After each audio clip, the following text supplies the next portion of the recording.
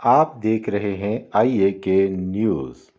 یوم تاسیس کی نسبت سے ڈسٹرکٹ فٹ بال ایسوسی ایشن کے زیر اہتمام فٹ بال ٹورنامنٹ شروع کیا گیا۔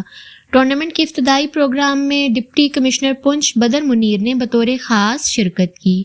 ٹورنامنٹ میں ضلع بھر سے کل 24 ٹیمیں حصہ لے رہی ہیں۔ ٹورنامنٹ کا مقصد 1947 میں بالخصوص باغی حکومت کے قیام اور تحریک آزادی کشمیر کے لیے جدوجہد کرنے والی قیادت غازی ملت سردار محمد ابراہیم خان اور دیگر کو خراج تحسین پیش کرنا تھا۔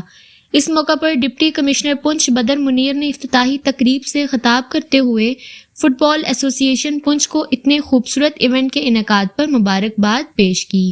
ان کا کہنا تھا، منشیات کے خاتمے اور دیگر برائیوں سے بچنے کے لیے ہمیں گراؤنڈ آباد کرنے ہوں گے۔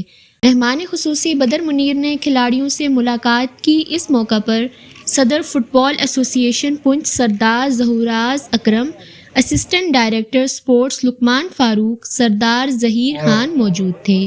کھیل کا باقاعدہ افتتاح ڈپٹی کمشنر نے فٹ بال کو کک کر کے کیا۔ دو ٹیموں نیشنل سپورٹ تراڑ اور ہجیرہ یونائیٹڈ کے درمیان کھیلا گیا۔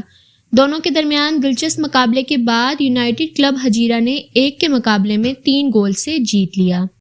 تازہ ترین خبروں کے لیے دیکھتے رہیے آئی اے کے نیوز۔